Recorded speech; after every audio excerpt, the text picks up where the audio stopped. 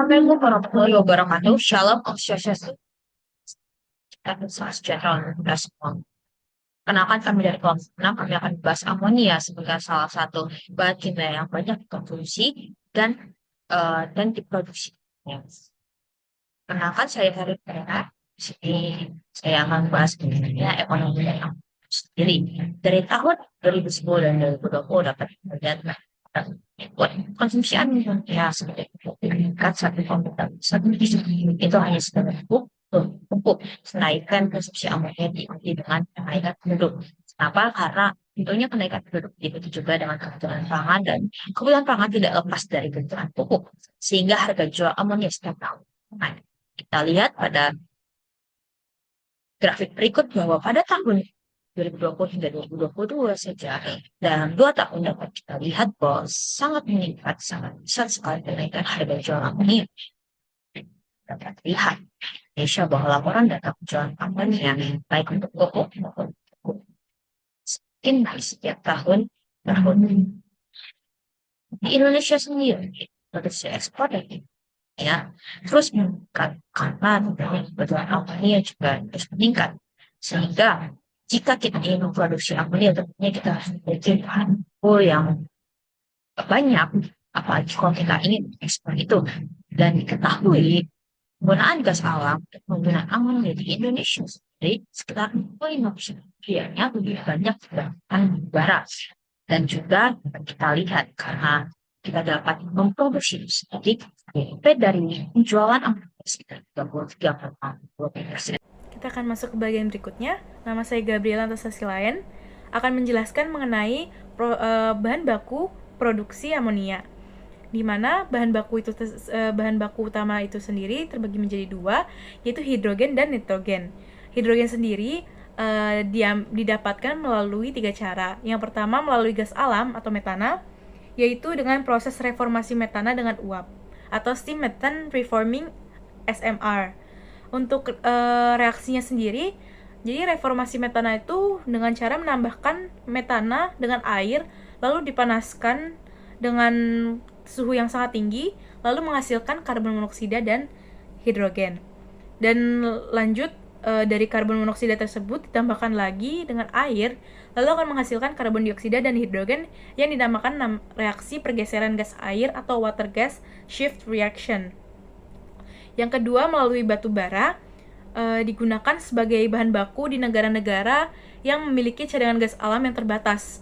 Tetapi batu baranya tuh banyak, seperti di Tiongkok dan India. Nah, prosesnya itu melalui proses gasifikasi batu bara dengan yang akan menghasilkan gas sintesis, syngas, lalu mengandung hidrogen dan karbon monoksida. Nah, karbon itu nanti ditambahkan dengan air lalu menghasilkan karbon monoksida dan hidrogen. Dan yang ketiga, elektrolisis air. Nah, hidrogen itu akan bisa dihasilkan melalui elektrolisis air dengan menggunakan listrik dari sumber terbarukan seperti matahari dan angin. Tetapi kekurangannya sendiri adalah biayanya masih sangat tinggi. Lalu nitrogen. Nitrogen tuh kita ambil langsung dari udara, dari atmosfer yang kira-kira mengandung sekitar 78%. Nah, prosesnya itu ada 3. Yang pertama, distilasi fraksional udara, di mana udara itu kita ambil lalu didinginkan dan akan menjadi cair. Kemudian komponen-komponennya itu dipisahkan berdasarkan titik didihnya. Kayak nitrogen akan dipisahkan dari oksigen dan gas lainnya seperti argon dan karbon dioksida. Lalu pemisahan membran. Nah, teknologi membran ini digunakan untuk memisahkan nitrogen dari oksigen berdasarkan ukuran molekul atau sifat difusinya. Dan yang terakhir ada pressure swing absorption PSA, yaitu udaranya nanti akan dimampatkan dan dilewatkan melalui bahan adsorben yang akan menyerap oksigen dan meninggalkan nitrogen murni. Perkenalkan, nama saya Dinda Putri Agustin dengan nomor NRP terakhir 158. Saya akan menjelaskan tentang proses pembuatan amoniak, yaitu NH3, yaitu dengan metode Haber-Bosch. Metode Haber-Bosch adalah salah satu proses industri paling penting untuk produksi amoniak, yang merupakan bahan baku utama dalam pembuatan pupuk dari berbagai bahan kimia lainnya. Proses ini juga memungkinkan produksi amoniak dalam skala besar dengan efisiensi yang tinggi, yang pada gilirannya mendukung produksi pangan global. Gambar tersebut menunjukkan diagram proses produksi amoniak NH2 yaitu menggunakan metode Haber-Bosch, dan proses ini melibatkan beberapa komponen utama, yaitu ada reaktor, penukar panas, dan unit pendingin. Yang pertama yaitu ada reaktor, yang dimana gas umpan nitrogen N2 dan hidrogen H2 dikompresi sebelum masuk ke reaktor. Kompresor ini meningkatkan tekanan gas-gas tersebut sehingga meningkatkan efisiensi reaksi. Gas umpan dipanaskan terlebih dahulu oleh panas reaksi sebelum melewati tempat tidur katalis. Katalis yang digunakan biasanya adalah besi dengan promotor seperti kalium oksida atau aluminium oksida. Pemanas digunakan untuk meningkatkan suhu gas umpan sebelum masuk ke tempat tidur katalis. Suhu yang tinggi diperlukan untuk mempercepat reaksi kimia. Gas umpan yang telah dipanaskan mengalir ke atas melalui tempat tidur katalis, di mana reaksi pembentukan amoniak terjadi. Dan selanjutnya ada penukar panas, di mana gas yang mengandung amoniak NH2 dan gas yang tidak bereaksi N2H2 dari reaktor melalui penukar panas. Dan penukar panas digunakan untuk memanaskan gas umpan yang masuk ke reaktor dan mendinginkan gas yang keluar dari reaktor. Ini membantu dalam menjaga efisiensi energi dalam proses. Selanjutnya yaitu unit pendingin. Gas yang mengandung amoniak dan gas yang tidak bereaksi dikompresi lagi sebelum masuk ke unit pendingin. Kompresi ini membantu dalam kondensasi gas amoniak. Di unit pendingin, gas yang mengandung amoniak didinginkan menggunakan air dingin yang masuk dan air panas keluar dari kondensor. Pendingin ini menyebabkan amoniak mengembun menjadi cair. Amonia cair NH3L dihasilkan dan dikumpulkan di bagian bawah unit pendingin. Amonia cair ini kemudian dapat digunakan dalam berbagai aplikasi industri. Gas nitrogen dan hidrogen yang tidak bereaksi didaur ulang kembali ke reaktor untuk digunakan kembali.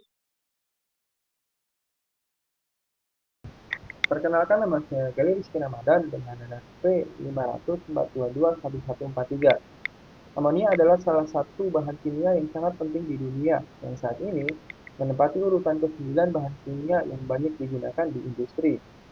Amonia digunakan secara luas dalam pembuatan pupuk, bahan bakar, dan berbagai produk industri lainnya.